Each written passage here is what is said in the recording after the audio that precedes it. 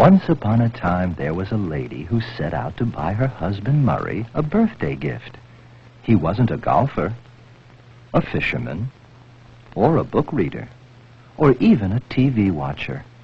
In fact, Murray did little but go to business and pay bills, especially his wife's bills. I know. I'll get him a pet. He's never had a pet. So she told the shopkeeper that she wanted to purchase a pet for her husband. Perhaps he would like a dog. No, he wouldn't like a doggy. Well, how's about a pussycat? A pussycat? A pussycat I know he wouldn't like. Okay, how's about a cute little monkey poo? Nah.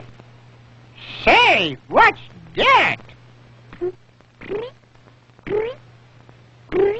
Oh, that's a crunch bird, but you wouldn't want him. He's too dangerous to have around. Let me show you.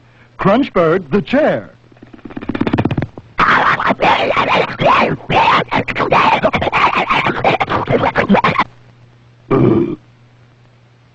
Ah, now that is something different. My Murray will enjoy that.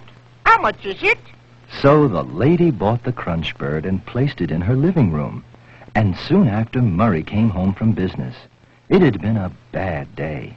All he had done all day long was pay bills, mainly his wife's shopping bills.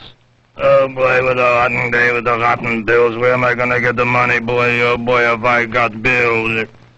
Hey, what's that? What's that? You've been shopping again? What the hell is that ugly thing? It's for you, my sweetheart. A pet. It's a crunch bird. Crunch bite my ass.